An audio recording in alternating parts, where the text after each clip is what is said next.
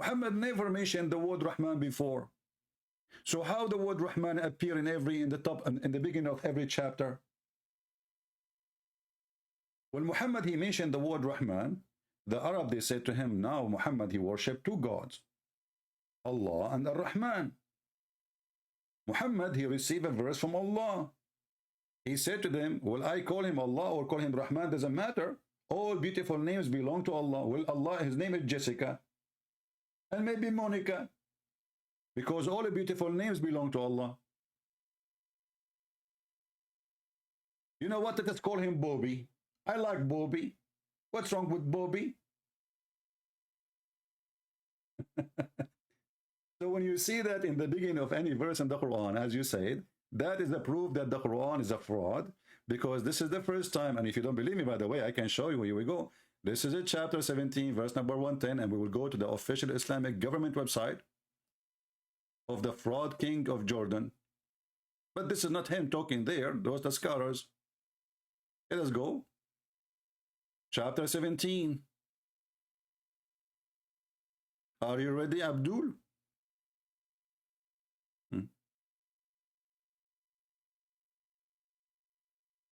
Read and laugh.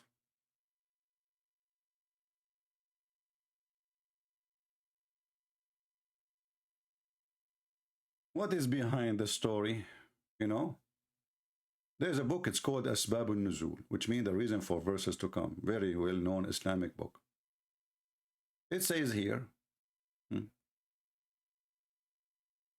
when Muhammad he starts saying, he says, keep saying in his prostration, oh beneficent, oh merciful. The idolater says, Muhammad used to call unto Allah, one Allah, and now he is calling to two gods, Allah and Rahman. We do not know anyone names as the Rahman except the Rahman of Al-Yamama, and this is a guy who claimed that he is a messenger of a God. His name is Rahman, and he called himself Rahman. So this guy, he sent Muhammad a letter. Muhammad saw the letter, it says in the name of Ar-Rahman. Muhammad, he liked the name, he started using it for his God. And guess what? This is the chapter 17, but doesn't mean this is chapter 17. There's something called according to Revelation. So if we go and see the Quran according to Revelation, where we will find the Quran chapter 17? Surprise, surprise.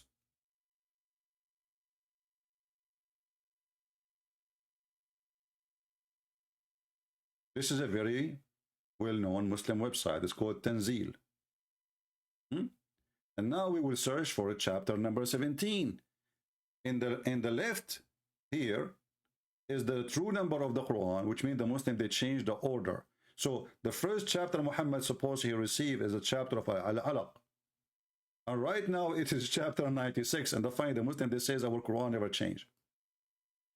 So if we go down to 17 today, we will find 17 is not the same we see now, 17. 17 today is Al-Isra.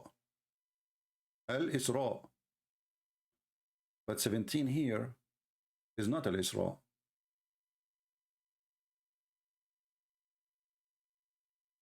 So where we can find 17? Oh, we will find it, don't worry. Go down. Let us go down until we find Al-Isra. And then you will die laughing at what we will find. Let us find it easier. Give me a second. Here we go.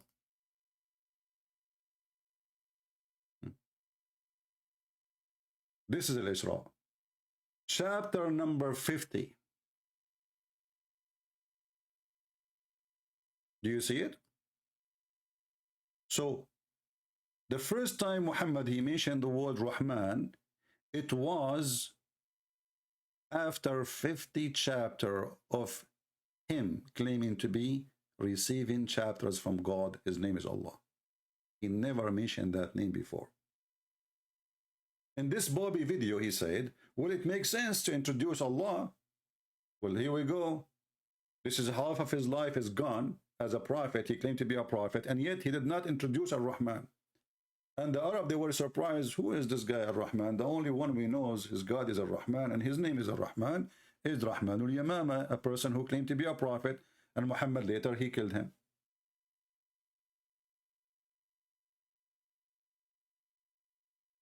So first time the word appear, it was more than 10 years after Muhammad claiming to be a prophet. Half of his life as a prophet, claiming to be a prophet. So when this a person, he says, this is makes sense, you know, my friend, none of your sense makes sense, because this should not be here anyway. For the first time, the word Rahman appear, as we showed you, and this is from Islamic website. This is not us saying that. And then how we find that the word, this verse here in the front of every chapter, that's a fraud then. You see, the first chapter Muhammad he received is Al-Alaq, and this is according to the Muslim website, which is number 96. Let us go to chapter 96. Are we going to find Bismillah ar-Rahman ar-Rahim there? No. It's not part of the number, but they added. Just to show you your foolishness, when the Muslim, they put it there, it's not part.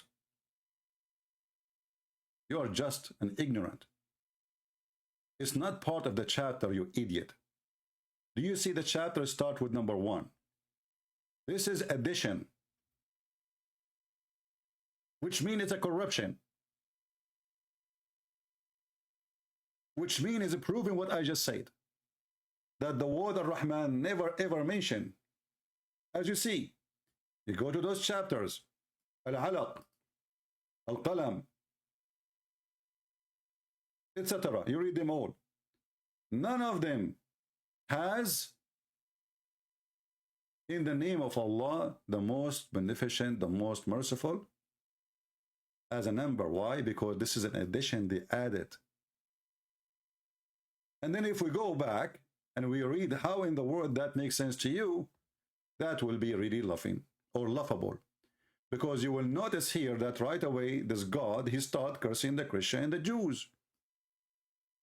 You alone we worship. Allah is talking, saying, you alone we worship. Obviously, this is a prayer made by Muhammad. And then he says, guide us to the straight way. Okay, how Allah can guide you the straight way when Allah is the one who misguide you? This guy in his video, he said he saw the chapter of An-Nahl. The chapter of An-Nahl says that Allah is the one who sealed their eyes.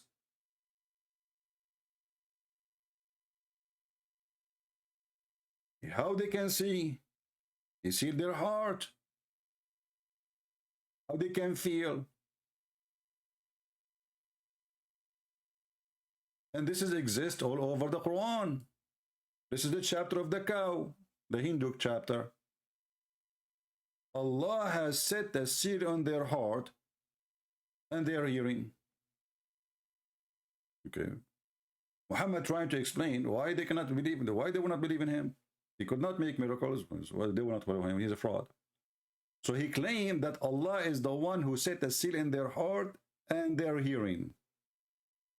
How that makes sense to you? So Allah now, he make sealing over my, he sealed my heart, he sealed my eyes, he sealed my ears, and then he is going to punish me for not listening and hearing and seeing.